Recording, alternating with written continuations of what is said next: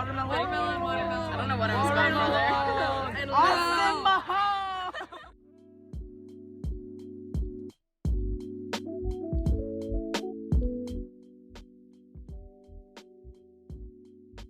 2017, President Trump declared on his Twitter that the U.S. military will be acting on a transgender ban, where no transgender individuals will be able to, in any capacity, serve in the U.S. military.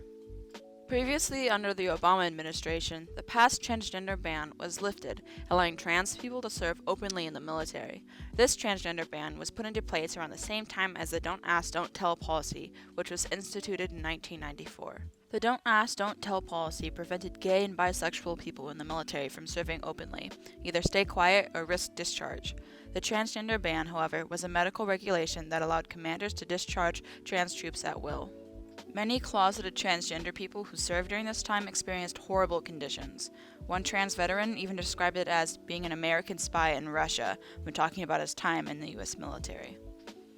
Despite this, the Trump administration has publicly taken action to reintroduce the exclusionary trans ban, claiming the expenses and costs outweigh the positive consequences. The outright discrimination of trans people makes the ban quite unconstitutional. More legal perspective, it's not constitutional. And I think that because these men and women are certainly fit to serve, that they absolutely have a right to, and that frankly we don't have a valid reason, legally speaking, to be turning them away. The argument on the other side has to do mostly with funding and healthcare, but trans people just logistically and definitively don't take up significantly more resources when compared to the rest of the population. Trans people have been in the military, dating back to literally AD stuff, early stuff, when women were dressing up as men to go in the army. And it's never been an issue. Really what's happening is the current administration is sensationalizing the issue by means of transphobia and using that oftentimes as a distraction from what's really going on. I think that they can give a lot of reasons, but at the end of the day, all of them tie into that. Transphobia, as described by Merriam-Webster, is the irrational fear of, aversion to, or discrimination against transgender people. Trump himself has claimed he is not transphobic, that he and his administration are avidly trying to protect the LGBT community, and even try to show it by holding a pride flag at a rally. Note that the flag was held upside down with LGBTs for Trump scrawled on it.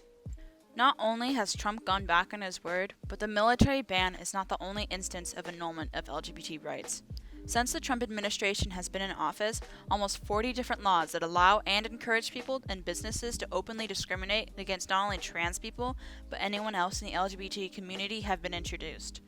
In most laws, it's only acceptable if it's on grounds of religion. So much for loving thy neighbor. The Civil Rights Act of 1964 outlaws discrimination based on race, color, religion, sex, or national origin. The Trump administration is breaking the law by allowing and encouraging this discrimination. In 2017, the year that the ban was introduced, 29 trans people were violently killed, the most ever recorded, followed by 26 in 2018. The ban, although not even applied yet, has already had effect on the trans population in the U.S. I think it has more to do with transphobia, honestly. I think they're using the expense as an excuse, and I think that transgender people can perform to whatever level that the cisgender people can. Trump's reasoning for it all is that trans people are too expensive. Money makes the world go round, right? Well, the U.S. military just happens to have the highest expenditure out of the entire world, at around $718 billion. This is more than the next 9 countries' military expenditures combined. The amount spent on transgender-related services in the military was around $8 million. That seems like a lot, right? It's the equivalent of 2,005,012 Big Macs. Well, when compared to the Pentagon's total budget of $718 billion, it's about 0.00001%. Out of the $50 billion spent on healthcare, it's 0.0001%. If the expense of trans people was taken seriously, then so should the $80.4 million spent on supplying Viagra for the troops. Is a fraction of a percentage really too much for the emotional cost of thousands of trans people in the military? Not to mention the confusion that it brings to the American people, given even more reason to discriminate against transgender people. What this administration has done effectively is given people another reason to dislike trans people. It's not a valid reason, it's not a reason that is based in truth, but it is a leverage point which people who are already transphobic or who are otherwise uninformed and might have been neutral, it's a reason to dislike us. This ties into the trans bathroom stuff, right? Trans people have always been using the bathroom. Only when politics become involved and we use it as a leverage point does it become an issue. I think this is just spreading transphobia.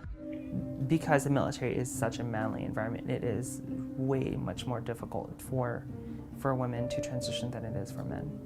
Her unit does not support her whatsoever. They see her as male. They make her use the male restroom. They have her going by male regs and standards. What are we supposed to do about it? Sit there and watch people get discharged for being themselves? Watch the decision of the president go through and ruin lives? Many people have started court cases that place injunctions on the ban, preventing it from going through. Although the federal government has slowly started removing them, the ban has yet to take effect.